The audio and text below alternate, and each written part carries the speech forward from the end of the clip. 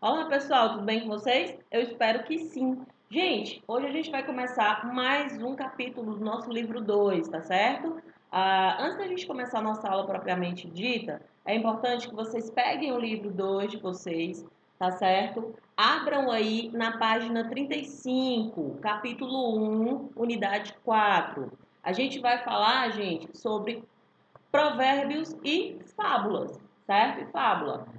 Tia Erika, eu não sei o que é isso. Calma que a gente vai explicar para vocês, tá bom? O que é que a gente vai abordar nessa aula de hoje? A gente vai entender o que é que são os provérbios, a gente vai entender o que é que são as fábulas e a gente vai fazer um comentário sobre os ditados populares e vamos ler para vocês uma fábula que chama Os Viajantes e o Urso, de Esopo.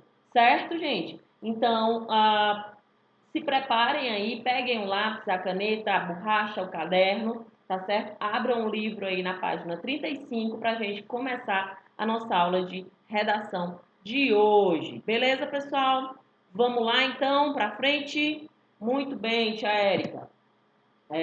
Tia Érica, se eu ficar com dúvida, a gente tira essas dúvidas nas lives, tá certo? Já já a gente fala mais sobre isso. Tia Érica, o que são os provérbios? Gente, os provérbios são ditos populares, aquelas frases, expressões que a gente escuta vez ou outra que sempre continuam de tempos em tempos, elas sempre voltam, parece uma coisa. Às vezes quando você fala, vixe, minha avó falava isso. Minha tia sempre fala isso. Meu avô sempre fala isso. Certo? Então, pode ser que a gente esteja falando de provérbios, tá bom?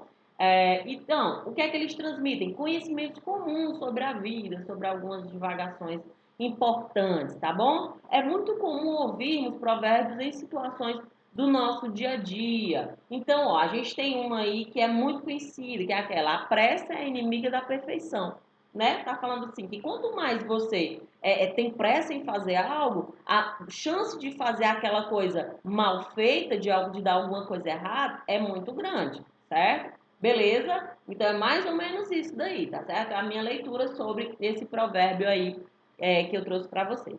Aí eu separei outros provérbios, gente, assim que eu acho que vocês já escutaram muito também. Vamos lá.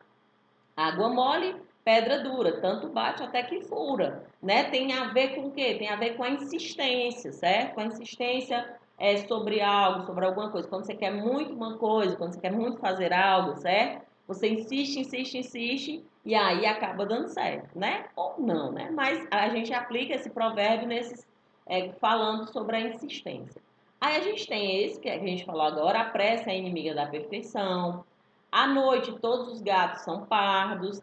Tem muito a ver assim que à noite, geralmente, as pessoas elas agem de uma determinada forma, ou em algumas situações que a gente se encontra, por mais que sejamos pessoas diferentes, a gente sempre tende a agir de uma determinada forma, tá certo? Aí tem antes só do que mal acompanhado, é uma grande verdade, né, gente? Muitas vezes a gente tá. É melhor ficar sozinho do que ter uma pessoa chata ali do lado enchendo o nosso saco, certo? E aí a gente tem as aparências enganam, né? Tem muito disso, aquela coisa. E tem outra aqui que eu não botei mais. Quem vê cara não vê coração. Você vê o externo, certo? Mas nem sempre é como você acha que é, tá? A voz do povo é a voz de Deus, é outro também, certo? Cada macaco no seu galho, tem a ver o quê? Que cada um no seu quadrado, né? Como a gente fala nos tempos de internet, cada qual no seu quadrado. Beleza, pessoal? Tá bom? Compreendido que são provérbios, vamos lá então para as fábulas. Tia Érica, vamos lá. Gente, fábulas é um tipo narrativo muito popular e apreciado por pessoas de diferentes idades. Nascida na tradição oral, quer dizer o quê? Que as primeiras fábulas a gente tem notícia que elas eram oralizadas, né? Eram histórias contadas de pai para filho, de vó para neto, né? De tempos em tempos. E elas eram contadas oralmente, tá bom?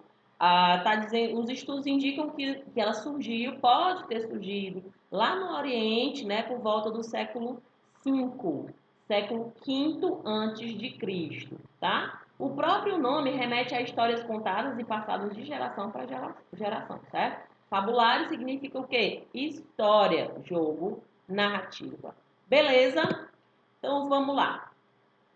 Principais características de uma fábula. Tiago, o que é que eu preciso saber para escrever uma fábula bacana, escrever uma história legal? Gente, ela é uma narrativa de caráter ficcional. Quer dizer o quê? Ela é ficção, certo? Que usa alegoria para construir seus sentidos. Geralmente, a fábula ela traz também provérbios dentro dela, entendeu? Então, pode ser que você já tenha visto alguma fábula nesse sentido, tá bom? Os animais, que são personagens, possuem características humanas, como a ganância, a preguiça, a inveja, a sabedoria, a astúcia, certo? Etc. Por meio dessas características, as personagens movimentam-se e a história se desenrola, levando à construção de um ensinamento. A fábula sempre traz algum tipo de ensinamento, tá bom? Considerando que a fábula pode ser contada oralmente, né? Sabemos que há diferentes versões de uma mesma história, o que não compromete a sua função. Qual é a função da fábula? Levar as pessoas a refletirem sobre o comportamento em sociedade, tanto seu próprio quanto dos outros, tá bom? E aí, as fábulas podem ser escritas em prosa, que são aqueles textos em parágrafos, certo? Ou em versos, tá bom? Você pode construir uma fábula em verso também, como as poesias são estruturadas. Beleza? Os títulos geralmente fazem referência às personagens e o tempo e espaço relacionam-se ao habitat delas. Por exemplo, se eu for escrever uma fábula falando sobre a persistência do sapo que caiu dentro do balde de manteiga, certo? E quase morre. Vamos lá, vou contar para vocês aqui. Só um exemplozinho de fábula, certo? Que é uma fábula que eu escutei quando eu era bem mais jovem, certo? É antigo, viu essa fábula? Não é só porque eu escutei quando era criança, não, viu, gente? Assim, conta a história, conta a fábula, que um sapo, né, se viu ali na beira de um pote grande de leite, certo? Ele estava na beira do pote de leite e aí ele queria atravessar, né? Só que o pote ele tinha abertura muito grande. Então ele pensou assim, poxa, se eu pular aqui é capaz de eu não conseguir chegar lá no outro extremo, né? E alguns dos colegas desse sapo já estavam lá no outro extremo, ele queria muito passar para lá. Então, o que foi que ele fez? Ele pulou. Quando ele pulou, ele caiu dentro do pote de leite, né? E aí, leite, né? Aquela coisa líquida e tudo, e os colegas dele ficaram todos desesperados. Aí começaram a dizer, tenta sair, tenta sair. Ele ia lá e não conseguia. Ele subia, né, o pote da superfície lisa, não conseguia fixar as mãozinhas que já estavam molhadas lá. Então foi o que aconteceu com ele. Ele começou a se debater. Ele começou a se debater, se debater. E aí, gente, ele se debateu tanto que o pote, né, o leite, o líquido que estava lá dentro, virou o quê? Virou uma pasta, virou manteiga, começou a virar manteiga, certo? E aí aquela superfície que era líquida começou a ficar pastosa. E aí ele conseguiu, né? Ele conseguiu um volume que o fez sair lá de dentro. Percebe? Então, assim, o que é que a gente pode tirar daí? Que a insistência muitas vezes dá bons frutos, né? Que a gente consegue chegar onde a gente quer se a gente insistir muito. Ok? Então, assim, e qual era o ambiente? Ó, percebam aí que eu botei um sapo, né? Vários sapinhos lá. Botei o pote de leite com leite líquido, certo? Então, você podia. Esse é o ambiente da fábula. Beleza, gente? Tá bom? Então, vamos lá. E aí, pessoal, a estrutura de uma fábula. Sendo a fábula um texto narrativo, você vai contar uma história, é importante lembrar de que ela deve ter uma estrutura mínima. Por exemplo, começo, meio e fim. Certo? O início, ela apresenta os personagens. Quem era o personagem que eu contei agora na minha fábula? Né? Eram os sapinhos.